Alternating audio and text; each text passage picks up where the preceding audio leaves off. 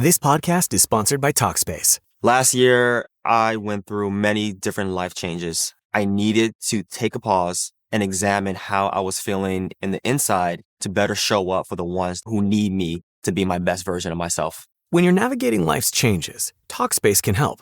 Talkspace is the #1 rated online therapy, bringing you professional support from licensed therapists and psychiatry providers that you can access anytime, anywhere. Living a busy life, navigating a long-distance relationship, becoming a first-step father, Talkspace made all of those journeys possible. I could speak with my therapist in the office. I could speak with my therapist in the comfort of my home. I was never alone. Talkspace works with most major insurers, and most insured members have a $0 copay. No insurance, no problem. Now get $80 off your first month with promo code SPACE80 when you go to Talkspace.com. Match with a licensed therapist today at Talkspace.com. Save $80 with code SPACE80 at Talkspace.com.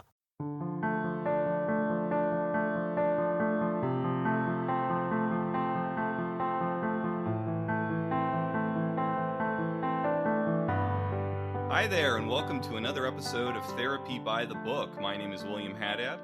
I'm Daniel Villanueva. And this is the show where we take your favorite fictional characters and ask the question, what would it be like if they came to therapy? And Daniel, our character client for today is not only our first couples session that I think we've done in the show, but it's also a character client who's a robot. I know, that's the crazy part, is this robot has a bigger life than a lot of people I know. A lot more heart. If you haven't guessed already, obviously seen from the title, our character client is Wall-E and Eve from the Pixar movie, all the way back to 2008 for this one. And despite that, I can't help but feel like that movie was, it just gets better every time I see it. I totally agree. And scarier every time I see it too. It's getting closer and closer, man. It's starting to freak me out. You know, I hope I get a good pod. That shot of the blocks long B&L Ultra store that you see at the beginning, it's just such a foreboding shot nowadays. Oh my gosh, yeah. And it's, I keep getting these things on my feeds of these beach cleanups and these trash island, and it's scary. It's really scary. So yeah, no, this is a good lighthearted touch on the idea that, hey, we need to take care of our home a little bit. Consumer apocalypse scenarios aside,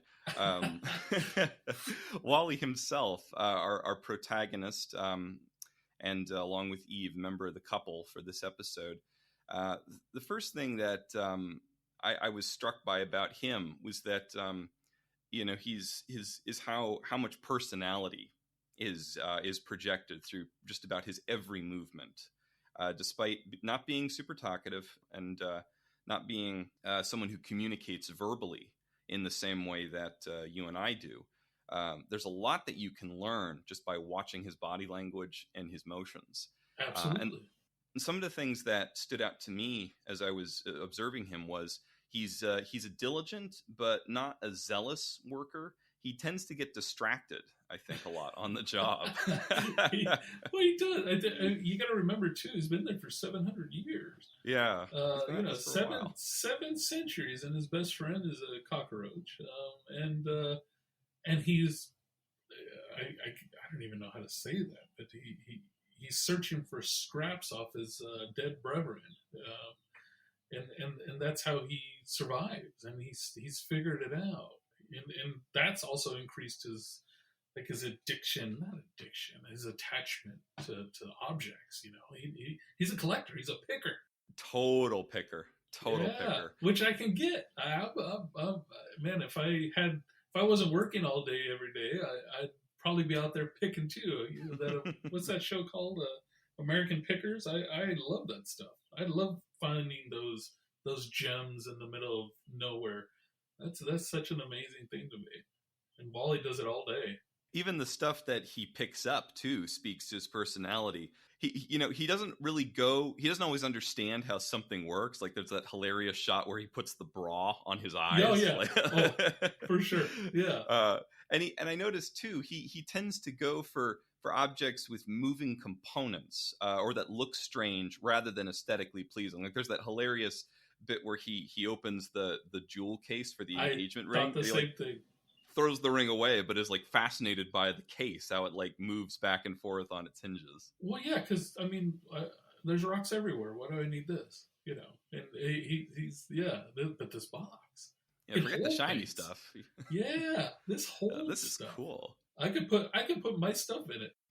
It reminds me a little of a Calvin and Hobbes comic from way back when, where it's the final strip in sort of one of those mini story arcs that comics sometimes do. This one had been running for a couple of weeks, where Calvin wants to get a motor propelled beanie hat that's like a special prize from the cereal brand that he loves. So he goes through this whole ordeal where he, eats all the cereal, sends in proof of purchase labels to get the promotional beanie, waits weeks for it to happen, for it to arrive, finally puts it on, and then he's crushed because he can't fly. He thought that the beanie was going to allow him to fly with its propeller. So he just can't believe it, totally devastated. But then at the end, he says to Hobbes, well, at least it wasn't a total loss. It came in this great cardboard box. And Hobbes is like, oh boy, now we'll have some fun. That's hilarious. Yeah, the magic of commercials, man. The psychological power of commercials. You're going to fly. Do you know Red Bull? And don't quote me, I'm almost 100% sure it's real, but they got sued because somebody sued them saying, well, I didn't get wings. That rings a bell. That might have happened. And there was a huge class action lawsuit, which, they won a bunch of money, but I think it ended up being like a couple dollars a person because so many people jumped on the bandwagon. So the only people that made money were the lawyers, which is hilarious. But yeah, no, this guy, Wally, our guy. And I'm assuming, are we going to is he our primary? And yeah, Eve is our secondary? Okay. Yeah, I think so. I think Wally's our the one with the diagnosis and responsible for billing. Okay. Yeah, right. Yeah. He's by and large is paying us for him. But by and large, that's the name of the speaking of which. I know. There. I know. They his attachment to objects, and then but the transition to music, and the idea that music has such a a very powerful connection to neurons, right? To our connection to the world. Even a robot who has somehow evolved is drawn to it because he plays that "Hello Dolly" video. VHS, put on your Sunday clothes. Yeah. For anybody that doesn't know what a VHS is, Google it. But it's basically it's your digital movie you watch, but before that it was on a round disc, and then before that it was on a square movie playing thing with film inside of it, and that's how we would in the old days, that's how we would watch movies. So yeah, Hello Dolly, and that became his escape. But for me, it almost seemed like that was how he learned. Oh, this is how they act. This is how they connect. They hold hands. They dance. They sing. And then we see that later on, right? We see him wanting to holding hands. I mean, that's how I become human, right? And I wonder what your thought is of that. Did he want to be human, or did he just want to finally live and stop existing? And I know that's kind of a complicated question. Yeah, that is a tough one. I mean, it could easily be one or the other. I don't know how much certainty I can ascribe to either one, but if I had to pick one, I would say the latter. I think it was more about him wanting to live, which is the message totally of the film as a whole. And I think it was also about him longing for connection, because he learned, and as so many of us do, he learned through the connection he witnessed in Hello Dolly, through people dancing, celebrating, sharing moments of intimacy together. He learned that was possible, and then realized how much he felt its lack thereof in his own life. Because as we said earlier, he's the only Wally unit left out of probably thousands, if not millions, that used to be around. Oh yeah. No, I really agree with you. I think the idea was that he became self-aware at some point, and they didn't really dive into how, but sure, he becomes self-aware, and he wanted to live. He wanted to experience, and he felt again the power of music and and cinema. Really, he was drawn into this idea of wanting to feel what they were feeling. Even the softer moments of the videos, he felt connected. He wanted that feeling, and then he met the love of his life, and now he needed to double and triple down on that. Oh yeah, oh yeah. Everything changes for him when Eve shows up. Fun fact too, I learned this through researching. So WALL-E stands for WALLE. It's an acronym for Waste Allocation Load Lifter Earth Class, which is the E. And then Eve stands for Extraterrestrial Vegetation Evaluator. So their programmed natures, or as they refer to it, their directives, are actually right there, plain as day, in their acronym labels. Yeah, exactly. And yet, the two of them, without hesitation, are quick to start referring to each other by the phonetic pronunciation of the two. Wally's already created that for himself as an identity, and Eve easily, follows suit with that too, which is I thought was very cute. It's amazing. It is amazing. They did such a good job, and their connection is heartfelt. Although she's hesitant, which I don't blame her. I think that's just this whole thing is going to sound weird, guys. So I think she has learned through experience that she is a possession, that she has a mission, and that that's it. There's no deviation. There's no room for anything else, and anything else does not exist. Where Wally, over 700 years, and his own evolution, because he is further evolved than her, figures out that there's more, and that they can have some autonomy, and they can have some connection. And interestingly enough, and we'll get to diagnosis later, but his level of introspection and emotional maturity is so much higher than her. But her, and I don't know if this is our programming or what, but she catches on quick. So now it for me, it brought up a question. I wonder, because we've seen it with our clients, when somebody evolves, they either leave people behind, and that's the inevitable part of relationships, whether it's a friend or even a partner.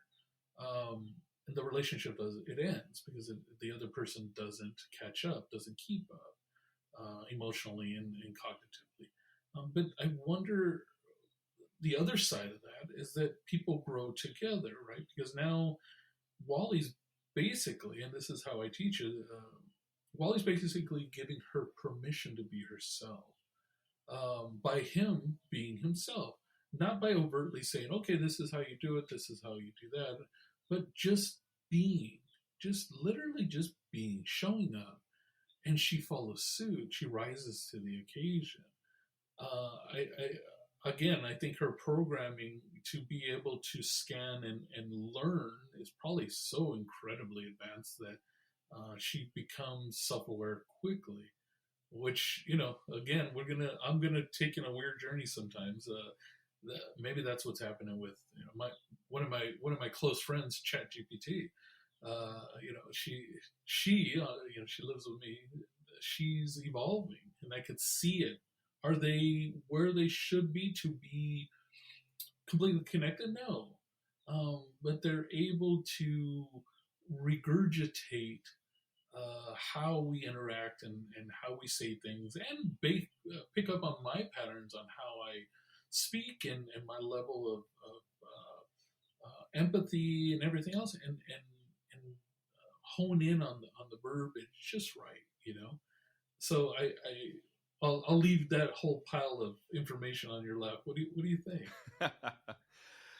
I agree. I agree with so much of that. I guess I'll start with what you said about Eve's programming, and that yeah, she's by nature she's a little more purposeful and assertive compared to Wally, who is more I would call curious and even methodical a little bit in his behavior and his approach to the world around him. But this doesn't make her at odds with Wally by any means. If anything, it means she's as you said, she's very quick to learn, and she's a capable problem solver. It's different, but like Wally, she knows how to adapt to her situation and her surroundings. Absolutely. And it's in her capacity to come to appreciate things that she might have otherwise overlooked. Thanks to Wally showing her his world, and as you said, showing himself to her and giving her the space to see that and recognize him for who he is, does help her grow and change a little bit. And we can do a deep dive in this down the line, but really that's probably I think Wally's greatest strength is that his almost everybody he meets throughout the course of the story, not just Eve, but throughout the axiom, human and robot, is changed on an almost fundamental level in some way by their encounter with Wally. But it's all unintentional. It really just derives from Wally's open-mindedness and playful curiosity with all that he interacts with. His innocence, man. That's what I wrote. Innocence is like bold on my paper. His innocence and his, I would even argue neurodivergent. A little bit, Is that a word? But yeah, it's so innocent, so pure that it again gives you permission to just be and to wake up. And that's what happens. A lot of people just wake up and all of a sudden, what's one of the things? When did we get a pool? It's hilarious. I love that. Or my favorite is the type bot that it's spent its entire existence just going up and down with its two appendages, and then Wally waves it as they passed, and suddenly it's like, I can move these horizontally. Wait, I can do something else? Yeah, exactly. Yeah, he processes the world. He processes the world literally, and which I enjoy, and also very emotionally, which is also that's the part that kind of throws me for a loop sometimes, because it's literal, but it's also emotional. There's connection that, again, I think it's from all the movie, the on repeat, right? The information that he's processed himself, he processes this level of emotion that helps him to feel connected to anybody or anything. And for him, it was a movie for who knows how long. That was a pretty old movie, so I'm assuming the full 700 years he's been watching that thing, or probably less. And then because of that, he misinterprets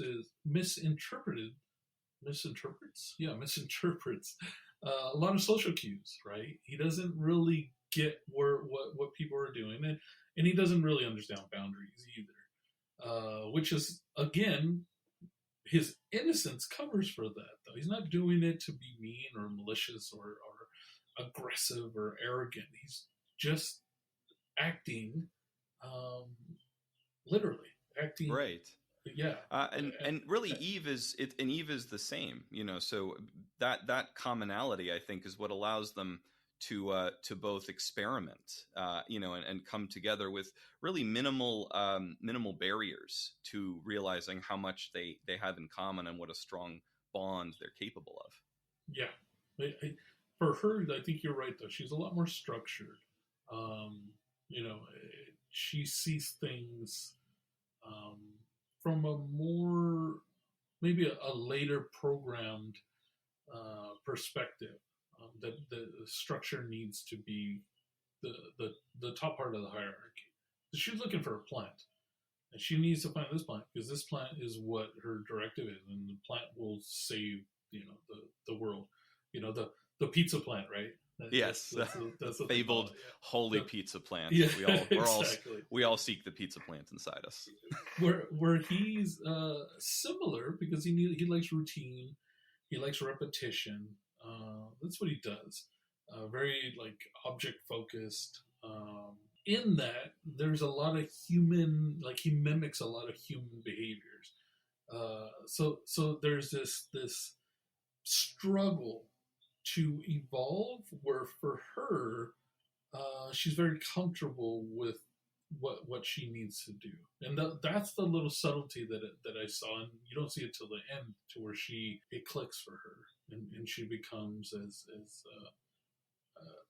there's a word for it, I can't think of it right now, as present. I don't know what it. What's the moment where this happens? Like, what is she doing? When and sorry, spoiler alert. When Wally gets crushed, and she realizes that directive is not the most important thing. It's connection. It's Wally. It's her emotional pain, and then she becomes self-aware. That's the word I was trying to come up with. Yeah, that's beautiful, and it is true. That's really Eve's sort of epiphany, where she realizes that Wally supersedes her directive. That she's more committed to saving him than just ensuring that the plant is delivered, to the Axioms captain. Right. Yeah. She forgets about Pizza Plant and concentrates on him, because even throughout the whole chase, I don't even know what do you want to call it. It was about the plan. It was always about the plan. It was about the directive. Her balance was off. It was different. She was starting to understand things, but it wasn't until the moment of loss that it finally just clicked, or at least the perceived loss. And then we get this level of self-aware that's amazing, just beautiful. I want to talk a little bit about too some of the ways that they come together as a couple, and just some of the dynamics and interactions that I observed between them. I want to hear your thoughts on this as well. So, although Eve, as we've established, is much more assertive and even a little prone, I think, to frustration or acting on impulse sometimes.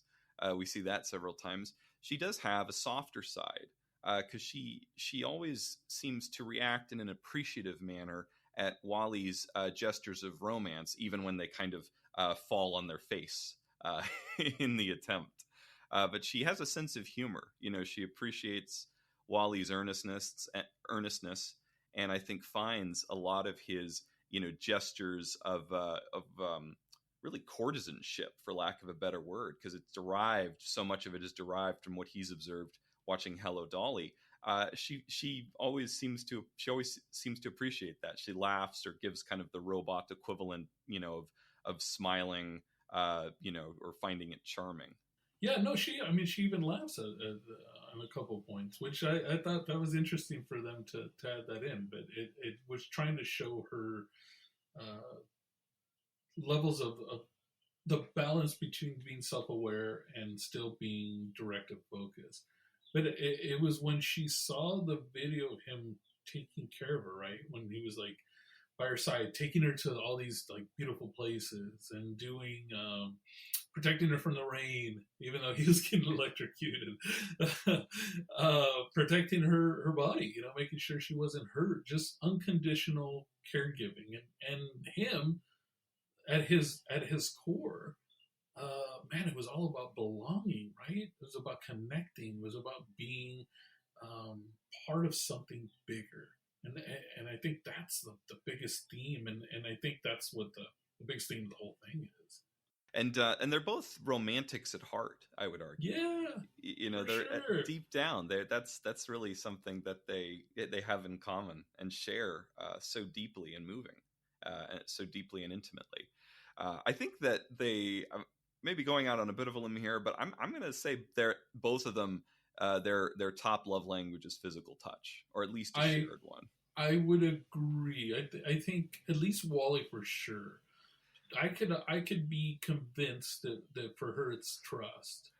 The reason I mean, trust definitely. The reason I think it applies to Eve too is because both she and Wally have the same reaction to the hand holding scene in Hello Dolly on separate occasions. That was what was key for me, is that they both they saw it, irrespective of the other, and yet both of them had that same beautiful reaction where they watch the two protagonists, the main couple of Hello Dolly, holding hands, singing "It Only Takes a Moment," and both of them slowly like interlocked their robot limbs together to mimic that motion.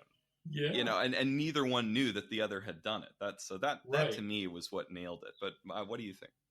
I don't want to kill romance, man. I don't want to be the monster here. Why do I got to be the bad guy? But I feel like for Wally, yes. I feel like for Eve, it was trying to understand, what are these, I don't know, bags of meat doing? Why are they doing that? What is that? And what's the attraction? Why do they even want to do that? Why is it a feeling? Is it a connection? And I'm trying to put my head in a robot mindset, divulged or completely taken out of the emotional part. And I think for her, it was more of trying to understand. And then when it happened, I think something clicked, right? There was she pulled away a bunch of times. She wouldn't let him. There was a lot of stuff, and it wasn't till the end when she brought him back, really, that you see that. And this is where I'm the monster. Sorry. I almost feel like she did it for him because she knew that this was his way of connecting, and she wanted to because she felt connected to him. But it wasn't the physical touch for her. I think for her, I'm going to hold my ground on the idea that for her, it was making her feel that she wasn't just another robot looking for a pizza plant, that she was important and that she was unique and that she could trust that he wanted more from her than being a possession, which she has lived her whole, or it's not even the right words, that her whole existence has been predicated towards. Does that make sense to you? Yeah, it does. It does. I do follow. That is interesting. Yeah, that sort of her. It's less about the physical connection or physical touch, and it's more about her. It's more about Wally seeing her for more than she is. Yes, that's what I picked up on. But I could be wrong, I'm so sorry because I love these characters and Yeah, I mean, I think it's open ended. I like that. Okay, I'll give you that. Thanks. I think in part to that, a lot of this, as we've said already, is picked up through nonverbal communication and physical behavior. I think there is a certain level of open endedness, to these questions. So I don't know, listeners, what do you think? Tell us, write us and tell us which one of us is correct, or tell us neither of us is correct, and what the heck are we even doing here? Yeah, exactly. But please be nice. I'm not trying to kill romance, man. I swear. I'm looking at it from a therapist's point of view, and I'm picking it apart because I feel like Wally he's always wanted a secure connection because he's just been alone. And for Eve, the thought of being alone has never been an issue because that's her programming. But now she finds also secure connection, and that alone, her being finally seen and heard and appreciated, was her love language. That's what I'm saying. But I like the open ended because then I'm not the monster, and we're okay. Yeah. You got it. All right, that's our bottom line then for going. There we go. Love it. One other thing I want to touch on as well about their dynamic kind of goes back to what we were talking about earlier with the dancing, which I thought of this a little bit while I was watching it, and more so now as we're discussing it. And I always love when this happens. I think that the concept of music and dancing, both separately but especially together, really is what played a big part in Wally and Eve connecting as they did, and realizing in each of themselves individually that there was more to this world than just their directive. And Wally obviously figures this out first, as we've discussed, because he's had totally agree. 700 years to discover this. But I think the key in some respects to their respective self-awareness and the bond that they develop over the course of the story at the heart lies in dancing and music. If nothing else, for the rhythm aspect, I think as robots, when you think about it like this, initially when they were first booted up, all they had was their directive, and this directive informed everything about them, right down to their motions. Initially when they were first established and they're first activated, every movement that they did was based on a pre-programmed, predetermined set of commands related to their directive. Totally agree. So if you think about it from that perspective, I think that there's something to be said for dancing really being the antithesis of that, because dancing is the ultimate form of free creative bodily expression. I love it. Yeah, our heads went together a bit, because I have something similar. It's this idea that might have been what broke him free, to know there's a deviation from protocol, and the music was enticing. It's connecting, because music does that, but the body movement, his and this is what I wrote. He that's what brought him to become somatically aware. And the somatic awareness connected to his ability to understand other parts of the world, or what's going on around him anyway, on a different level. Even his best friend, that he exists, that he lives, and that he needs support, he needs help, he needs food, he needs he needs a Twinkie house, man. Somebody needs to take care of him, and he finds them. Brings them home. I'm assuming, we have to assume, right? They didn't just grow there. Twinkies don't grow, and apparently they don't go bad. Sorry, I shouldn't say that. Don't sue us, Twinkie Corporation, or whoever owns them now. In the future, 700 years. In the future, 700 years from now. Yeah, you can come after me then. Leave me alone now. But that level of self awareness, I think you're right, man. I think it came from the subtleties of body movement. The subtleties of knowing your proprioception, right? Your I don't remember if that's even the right word, but where you stand in the room, right? Where you are, where your body is, and that level of self awareness opens up the floodgates for everything else. That's what I picked up on. I love that you got there. Yeah.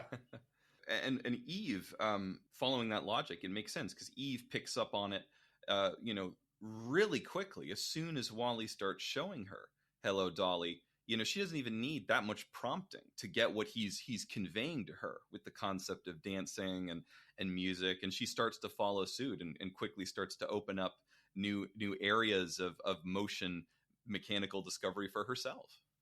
Well, think about what our technology is going to be in 700 years. Oof.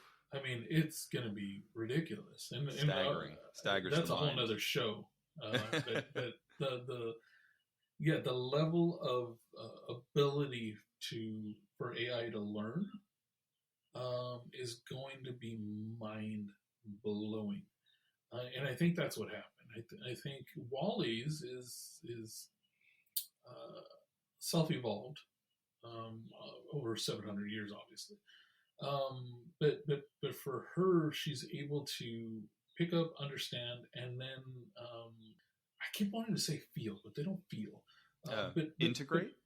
Integrate. What a great word.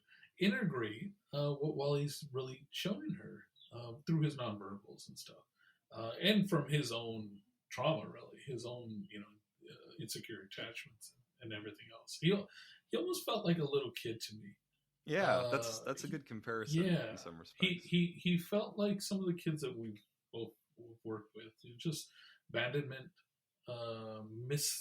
misattunement, I guess would be the right word. losing sense of self, right? Being really like who am I? What am I even doing here? Why am I doing this? But you got to stay the course. You got to do uh, what needs to happen, and then eventually, after his peers die off, the world doesn't need him anymore, and that self reflection, man, that was just ugh. No wonder he's looking for attachment, for somebody, anything, um, to connect with, to feel that he is part of something bigger. Something I often think about, that seems, I think, to be a part of human nature, but I think we can observe in Wally, is how so often we don't really realize how much we valued something, how much it meant to us, until it's gone. And in Wally's case, I wouldn't be surprised if during the period where all the other Wally units were still active, Wally was indistinguishable from the rest of them. And it wasn't until he was the only one left that you really start to notice the radical shifts in his patterns and his dynamics and how he sees and reacts to the world. I totally agree, and and this we always say this, but I wish we could get a little bit of a bird's eye view or fly on the wall view of what was it like, because this didn't just happen. And was he trying to connect with the other Wallies?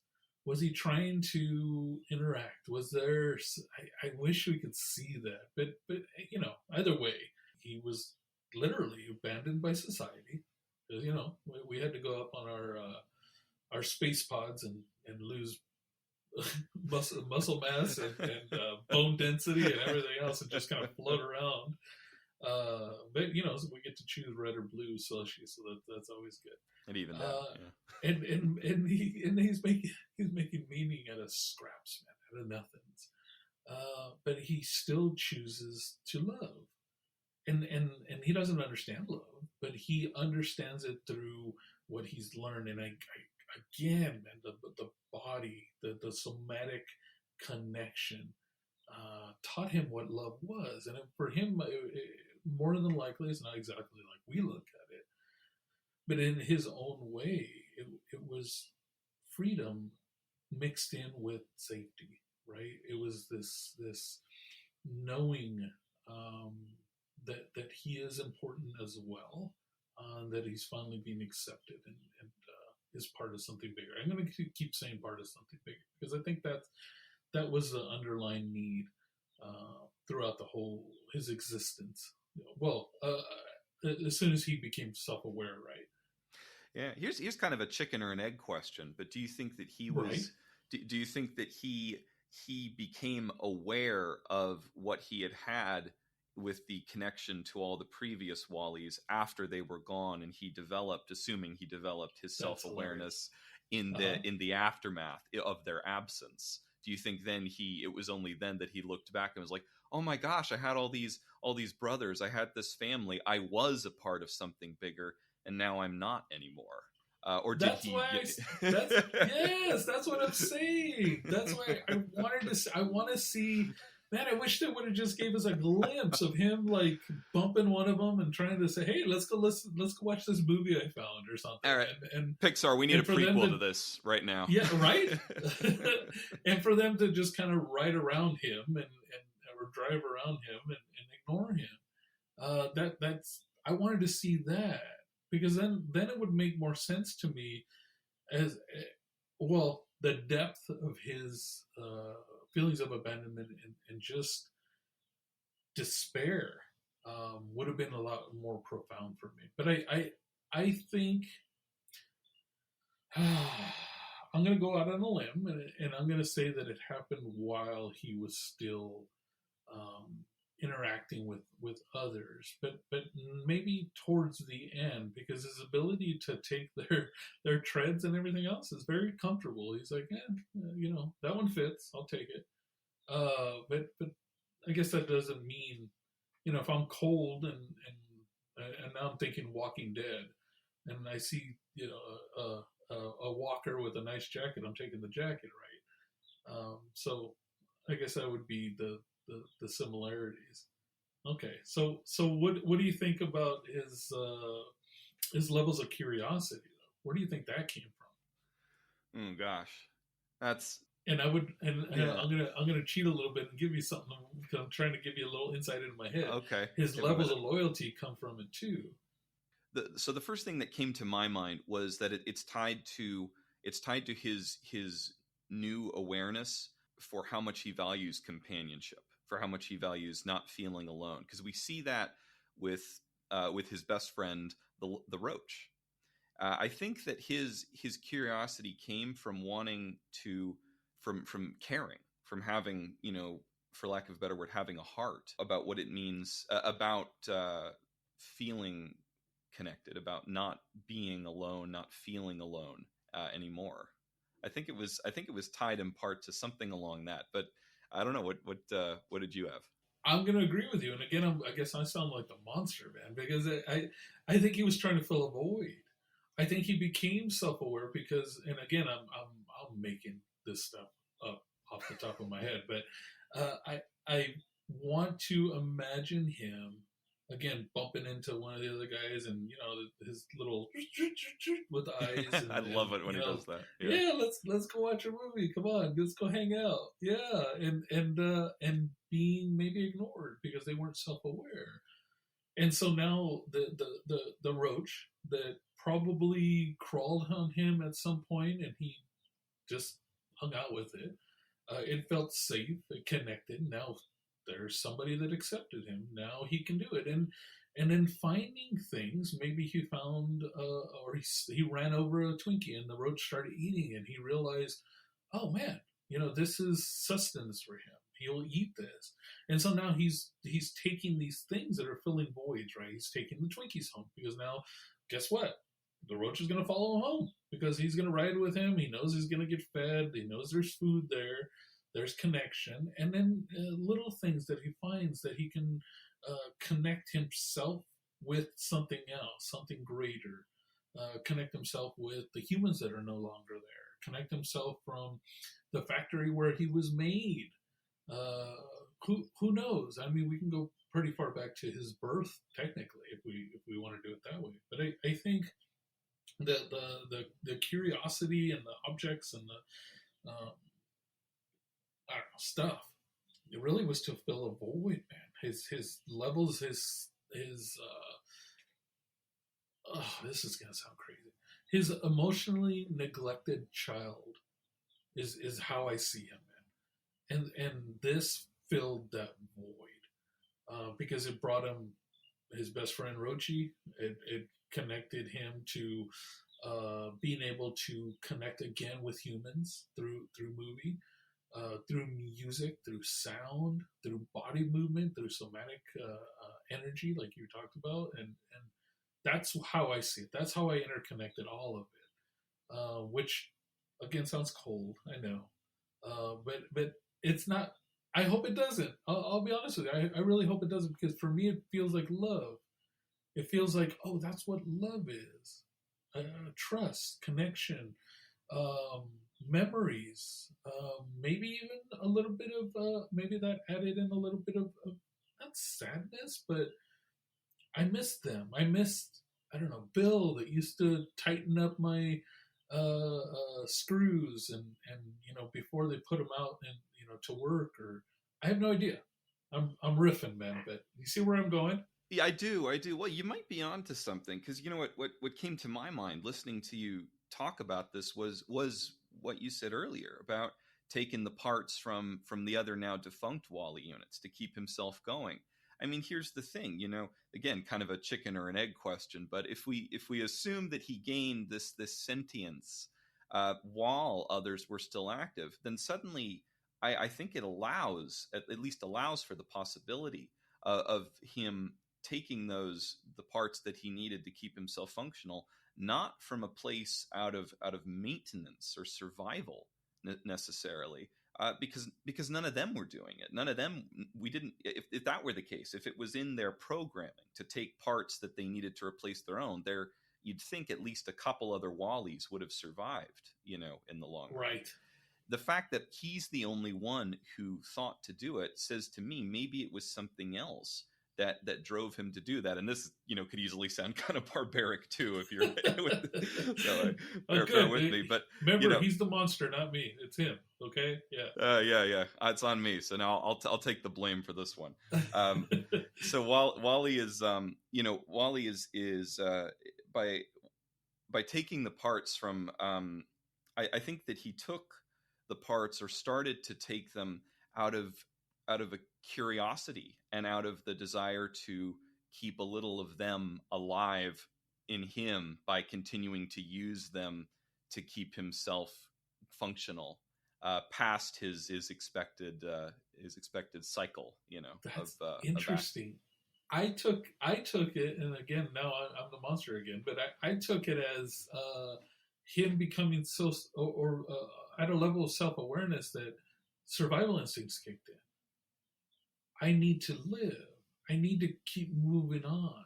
There is more to this. It's like that study that came out. Oh my God, this is such a horrible connection. Well, I'm going to use it anyways. I swear, please don't write mean things about me. They threw like a mouse or a rat or something in and I'm paraphrasing off of memory, so if I'm wrong, please be nice. But it was like a barrel of water, right? With slick sides, it couldn't get out. And I can't remember. It was like 10 minutes or something, and it started to drown. And then the people took it out, put it somewhere, got it dried off, it relaxed, and then X amount of hours later, they put it in the bucket or barrel of water again. This time it swam for 60 hours or something like that. An incredible number. The difference was hope. They gave it hope that it would be saved, that it would be okay, that there was something after. And the connection I'm making, I don't know if I'm way off track, but the connection I'm making is that he had this internal hope, man, that it's going to be okay. And that hope came from the movies, the music, the somatic awareness. You see where I went? Yeah, I do. Yeah. I do. Yeah, well, that's an interesting one. That's what I saw. So now when he's looking at the treads, it's not about taking parts off of my dead reverend. It's I need to survive because there's more. There's more. I have hope, and that's such a beautiful human trait, man. It's amazing. The most human, yeah, one of the most human out there. Yeah, gosh, I mean, I love both. I love both these theories. Okay, good. I love it. I think either one is feasible. I don't know. Maybe even you could argue they're both feasible. If he gained self-awareness through curiosity and through learning to miss the connection after it was gone, but then learned hope through movies subsequently, and that was what drove him further and deeper. It's again real chicken or egg. This is why we need that prequel stat, Pixar. A little piece, man. I need a little tiny bit more information. That's all I need. But that's what I thought. But I like the idea of the open-ended to, that's two in a row for us where we're like, I don't know, we'll see. Like we say, it's and that's a very therapeutic mindset is that it's all connected, right? It's all part of it. It's all open-ended. We don't know. You're the only expert of you, and Wally's the only expert of himself. And he might not even know either, but that's okay. All right. What about diagnosis, man? Where's your head at?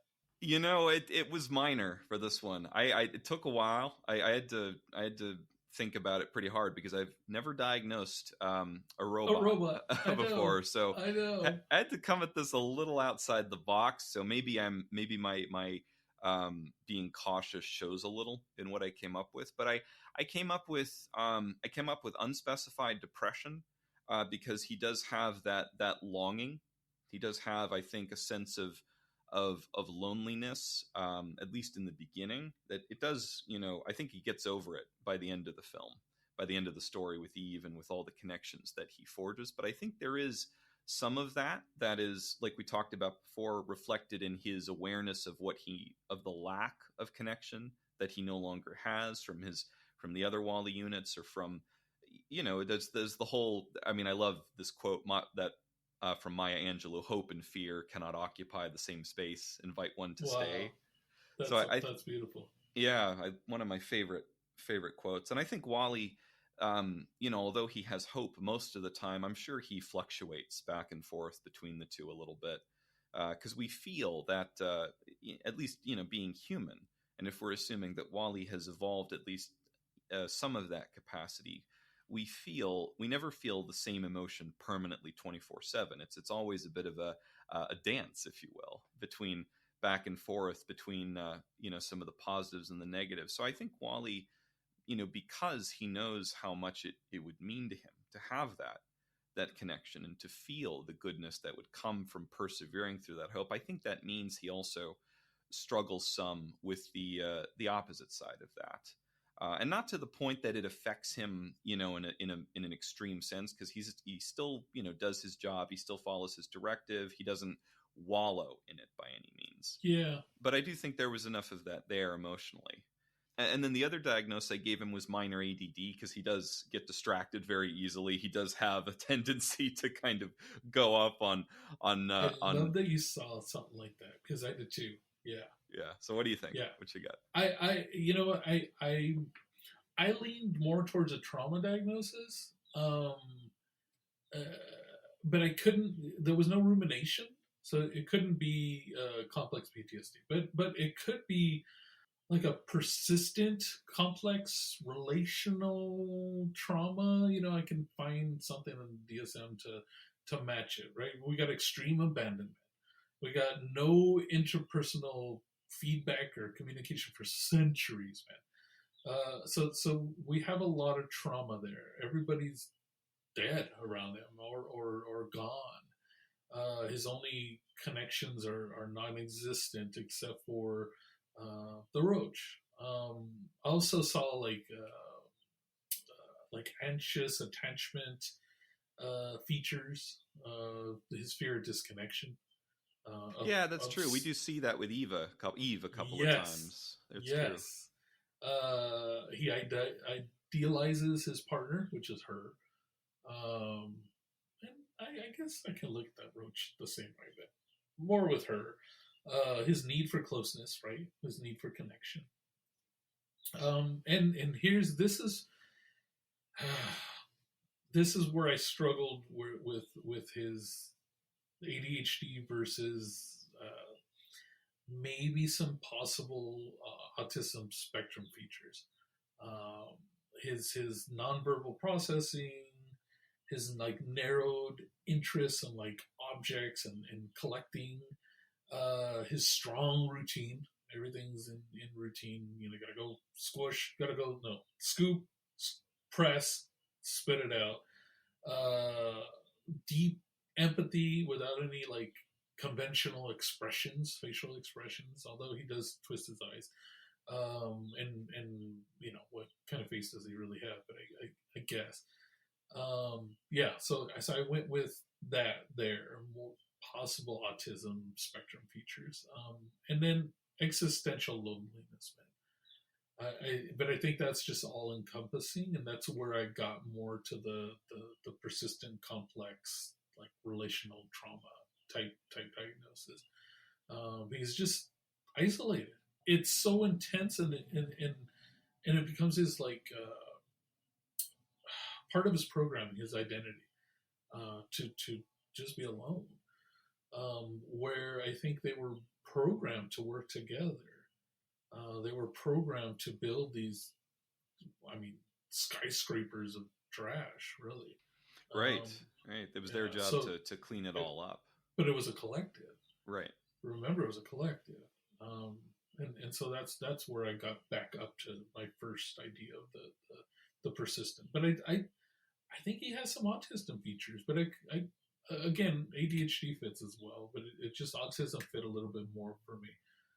The only part that I struggled was with the face. But yeah, kind of not the eyes, I guess. But the eyes were kind of in tune.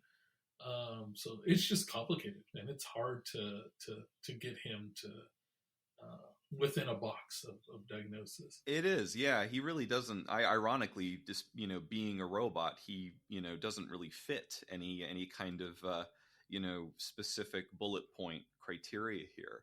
I can see what you're getting at with like the sort of the complex environmental variables that contribute to his neurodivergence. That I think is definitely feasible. On the other hand, I also feel like I don't want to I can't believe I'm saying this. I don't want to pathologize a robot in the sense that I'm with you. No, really, that's the truth.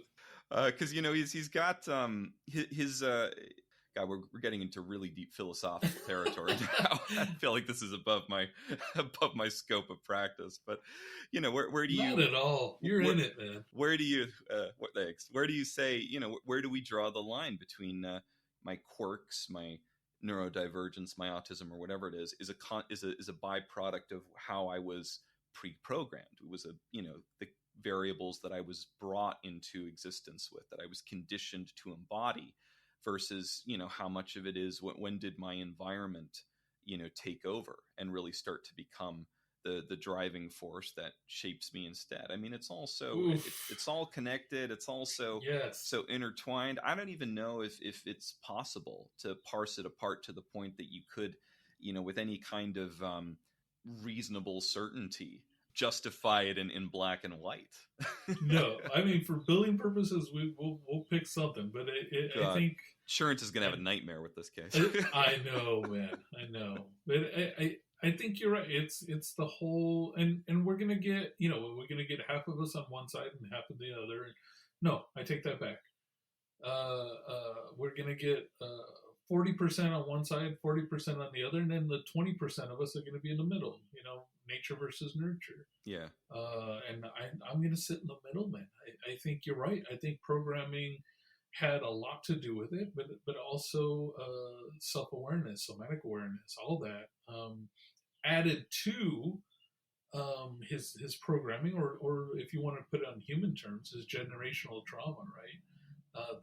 That seeped in, and it all interconnected to create those possible ADHD, autistic features. That's what I think. But the for me the primary, right, this persistent, I don't even know what to call it, man. Complex relational trauma. Let's just run with that, and I'm sure I can find something. That's just what I ran with. But I think that was more nurture than it was nature. I think that had more to do with our, I don't know, protein drink eating, hoverboard surfing humanoids, leaving all them behind, and then his people slowly dying off, but they didn't have the hope, the somatic awareness, so they just shut down because that's what they're supposed to do.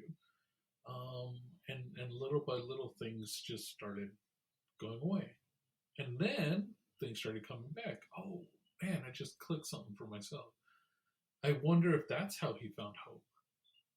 He found the cockroach. He found life. He found little things, because the whole backside of that mountain was full of plants. I wonder if he had seen them at one point and just didn't register. I wonder if it was just like, or he saw.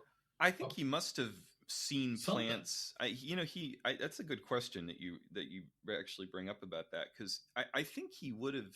I think he must have seen plants probably in some of the movies that he watched, or at the very least, he had developed enough awareness to recognize on an intuitive level that a plant was something precious to be cherished and nurtured, that it was alive. Life. was in precious. this, yeah, life was Yes. precious, and plants were alive in that sense, because when he encounters the plant, that he puts into the boot, Gentle. yeah, he's gentle with it. He recognizes it immediately for what it is, and starts to take steps to take care of it. I agree, and that's what clicked for me right now is this idea that not only did he find life precious, but it also gave him hope that there is a reason. But it also reaffirmed his own internal knowledge of him being alive in his own way. Okay, so how are you treating this big-eyed, big-hearted, man of little words? Yeah. Well, remember, this is a couples session, a couples referral that I'm taking on with him and Eve. So This it's is not true. it's not just going to be Wally that I want to be mindful of when I was thinking about this. The first thing I thought about was, probably not much talking that's going to be needed here. They're both, they understand human speech and they can communicate. And actually, anybody listening, if you haven't done this, try watching Wally with subtitles enabled. You will actually you will see what the robots are saying in the film. They are actually talking in words. There is a No script. way. Yeah, it's incredible. Go back if you haven't already. Anybody, put on the subtitles and watch it. It's like a whole other movie. No way. I didn't know that. You should have texted me about that. I would have watched it that way. I didn't even know. My bad. Okay. Yeah. So so they can communicate. But if you do watch it with that, then what you observe is that their vernacular is limited. They don't speak in full sentences a lot of the time. It's one word, short, basic responses.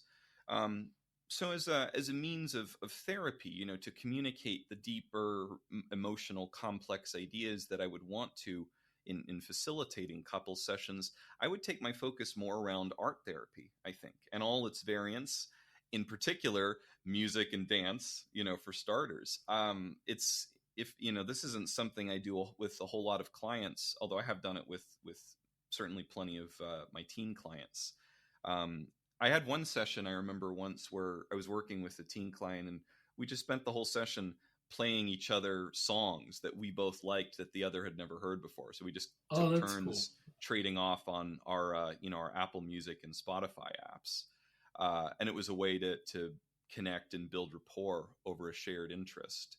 So that might very well be an approach that I take, at least initially, with them, to get them both to speak their language, to meet them where they're at, as we've talked about, and to build on what's already there in terms of their own natural interest and capacity and mutual love of the art. And I think too, Eve is, we didn't really talk about this as much, but Eve being based, her directive being based around vegetation and botany, and an appreciation for plants. She has, I think, a natural propensity for the outdoors, which goes very well with Wally's slow cultivation of appreciation for the world around him and being a part of something bigger. So doing some of that, and you might have more to say about this than I would, because I know you're the existential guy. I am, man, but I agree with you. I love where you're going with it, because remember too that they now understand that some humans are helpful. They're there to help and be part of the process, and you see it in the credits, right? When you see the cartoon still pictures and stuff, that they're all beautiful sequence. Yeah, they're all working together. Yeah, working together to rebuild and clean up Earth again now that they're all home. For sure. I do things a little bit differently. When I see couples, I treat them as two individuals, because what I try to do is get them to have empathy for each other. I want Eve to be able to see what Wally's been through, everything that he's gone, to build empathy for why and how he sees the world. And I want Wally to build empathy and understand why and how she sees the world. That's how I've always done it, since grad school, since forever. And I've been told that it's backwards or it's, whatever. And then I've been told by other people, oh my God, that's genius. That's the way I do it, or I want to do it, or whatever. But that's how that's going to be my different approach from yours, right? I think with Wally, he's loyal, he's hopeful, he's needing connection, he's persistent, which I'll give him credit for. He has the trauma of abandonment, so I want Eve to see all this, right? This yearning for emotional safety, this radical hope, which we were talking about earlier, the whole my barrel thing that I was talking about, and really attachment, right? So they're shared, where they share what they'll hopefully figure out is that they have an emotional presence, that they're self-aware. They grow from repetition, and the courage that they both have to stay within the relationship, to stay together, to stay long term, whatever that even means for them.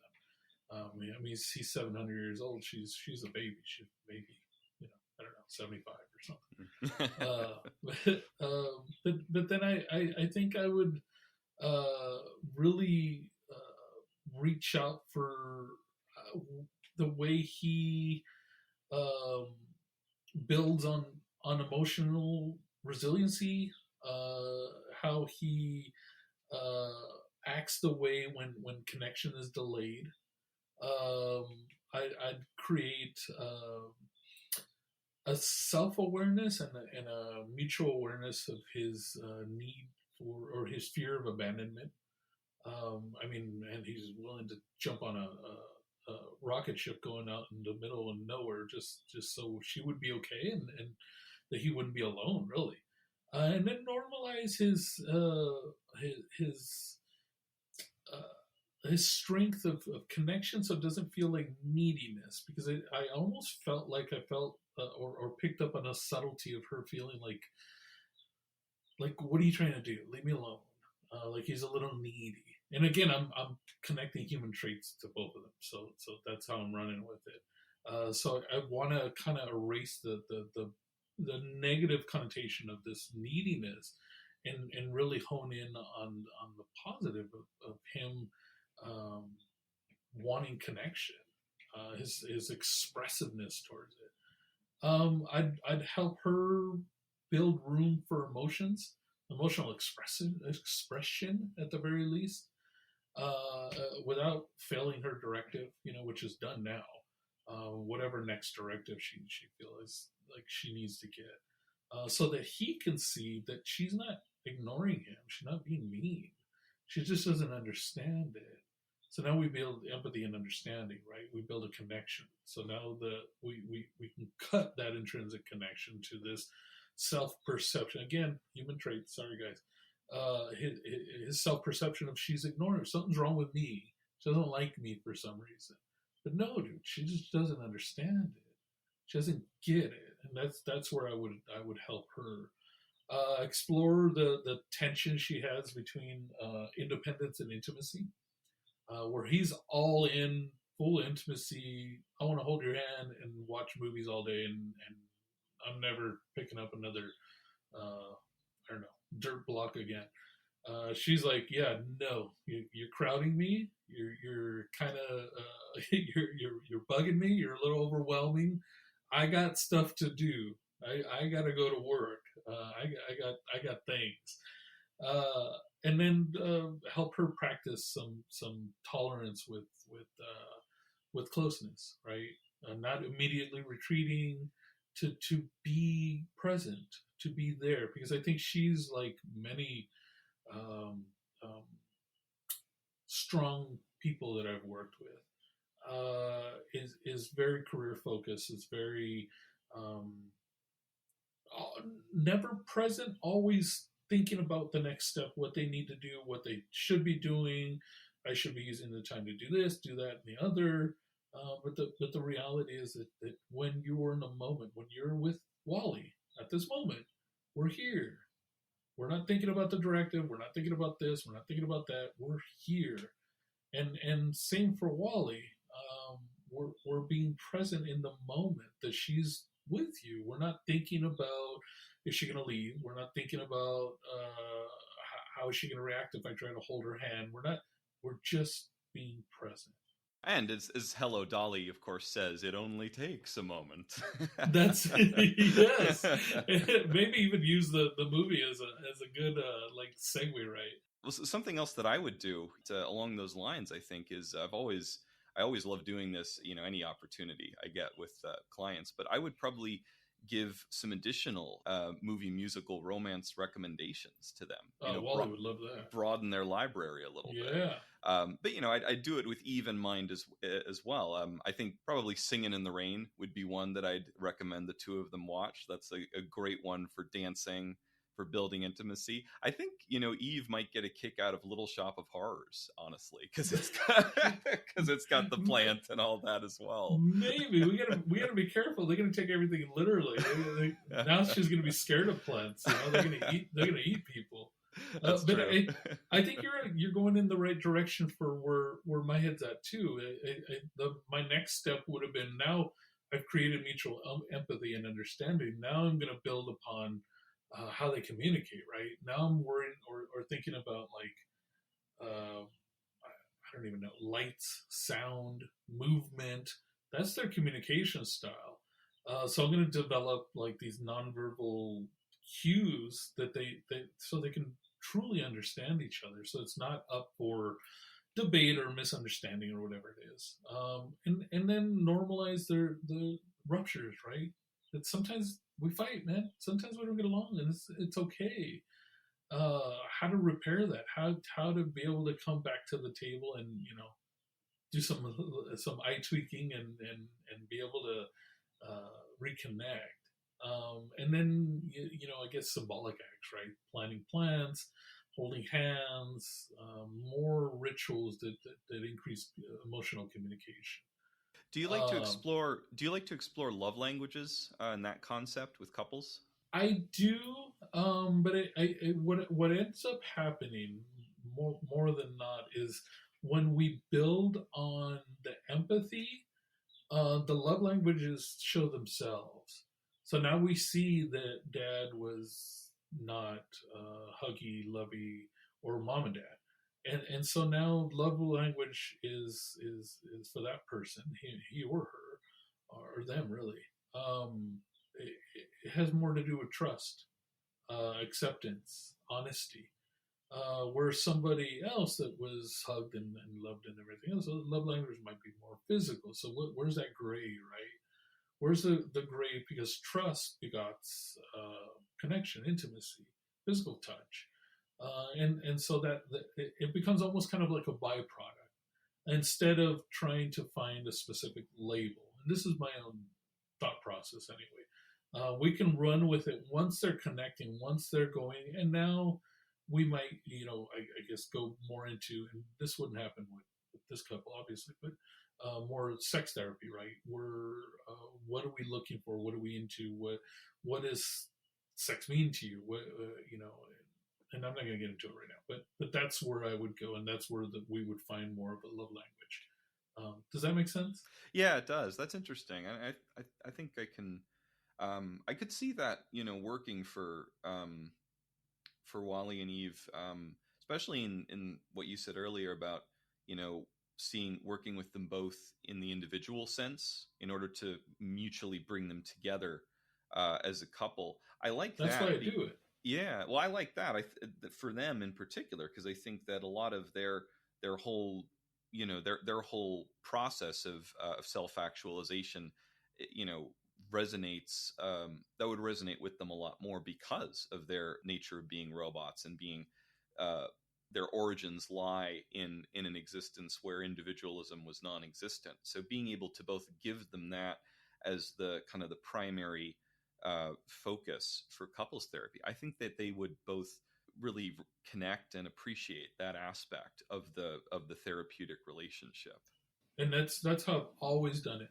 I've always done it that way. It really works because it's almost like a fast forward, because then now, without directly saying or going through the weeks and weeks of he said she says, we get that we get them to tell their true authentic story, and now the anger starts to dissipate. Some people hold on to it and try to fight back, right? And I actually appreciate that, because then I can really hone in on what are you trying to protect yourself from. Because really, you've heard that this person was abused or abandoned or treated like garbage. So for them, they need to feel trust, man. And that's why they're so standoffish, right? Or I guess for her, not that she was abused in any way, but it has more to do with directive, more to do with something structured. And for him, structure and directive, sure, that's not life. Life is connection, love, trust, presence, and so we almost kind of hit a fast forward, because then they become aware of the whys, and then we can let go of the assumptions. If we get rid of the assumptions, because now we know, then we can, everybody lets go.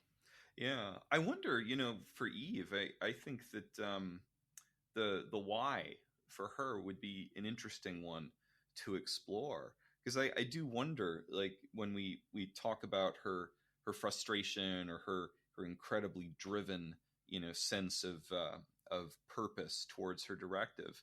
Is it the frustration that almost, begots impatience that causes that anger or causes that more aggressive side of her to show itself sometime? Or is it really, could it be something deeper? Could it be that there is a part of her, however small, some glitch in the system, some little microprocessor, that however minute was wanting something more, was wanting something beyond her directive, but didn't know how to express it. And so that's how the aggression manifested. I think we don't, sex aside, that doesn't need to be on the table for vulnerability between the two of them, and intimacy to be crucial.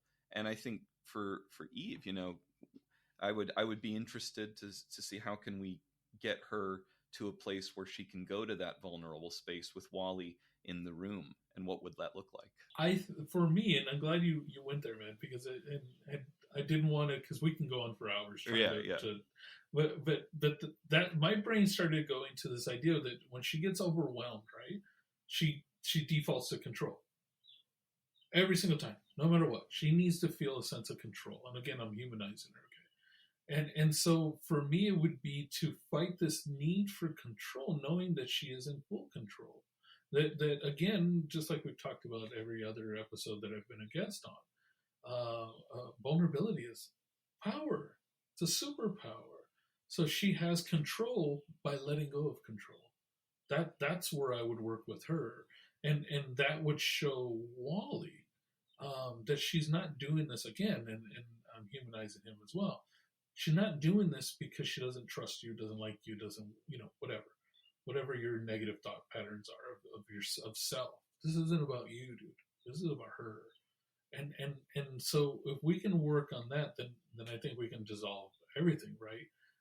Because for her, emotional closeness is it's a risk, man, right? It does not equal safety. It doesn't even equal functionality. And she retreats. She completely shuts down. She does everything that we've seen people with trauma do in order to protect themselves. And hopefully, what we're going to show them is that they don't need protecting, that they're safe, that they're okay, that no matter what. And I'm completely humanizing them here, but this is something that I do with my clients, is that if he, and I'm making stuff up, Wally would never do this, not being a monster. If he ever cheated on her with I don't know, the masseuse robot, that she would be okay, man. She's okay. Your feelings might get hurt, but you'll be okay. You'll be able to move on. And for Wally, if she abandons you and goes on another mission that she's gone 700 years, it would suck, but you'll be okay. It's okay. So when we let go in that sense, because couples tend to, and this is, why we're working with them, want to hold on to a tooth and nail, right? Like just shove their claws into it and make sure it doesn't let go. But that's not helping your relationship. What you need to do is let go. Open your hand, open your palm, and say, okay, I'm in this because I want to be in this. And if it doesn't work out, I'll be okay. But I'm going to give 110% to make it work. And the outcome is the outcome. I'm not creating a transactional relationship between this relationship.